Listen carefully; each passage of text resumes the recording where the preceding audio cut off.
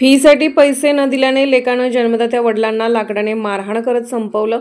लातूर जिल्ह्यात एका तरुणानं फीसाठी जन्मदात्या वडिलांना लाकडाने मारहाण करून संपवल्याचा प्रकार उघडकीस आलाय।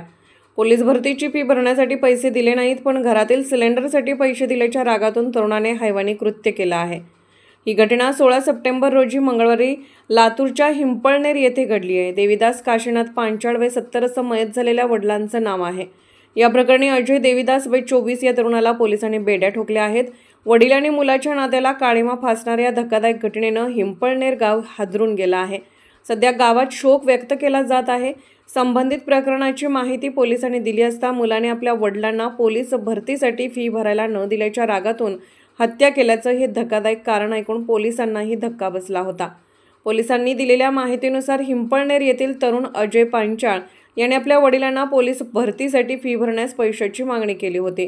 तेव्हा त्यांनी पैसे नसल्याचे मुलाला सांगितले होते। त्यानंतर अजयने पोलीस भरतीची फी भरण्यासाठी पैसे न देता गॅस का भरला असा उलट प्रश्न केला होता। त्यानंतर त्याने रागाच्या भरात वडिलांना लाकडाने बेदम मारहाण केली। या मारहाणीतच वडिलांचा अंत झाला। या प्रकरणी शारदाबाई देवीदास पांचाळ वय 50 यांनी आपल्याच मुलाची चाकूर पोलीस ठाण्यात तक्रार दाखल केली आहे। त्यानंतर पोलिसांनी मुलाच्या मुसके आवळले आहेत। संबंधित घटनेची माहिती पोलिसांना मिळताच घटनास्थळी दाखल झालेला उपविभागीय पोलीस अधिकारी पोलीस निरीक्षक बालाजी भंडे यांनी भेट दिली। दरम्यान न्याय सहाय्यक वैज्ञानिक प्रयोगशाळेच्या पथकाने ही घटनास्थळी धाव घेत नमुने घेतले आणि पुढील तपास सुरू असल्याचं समजतंय।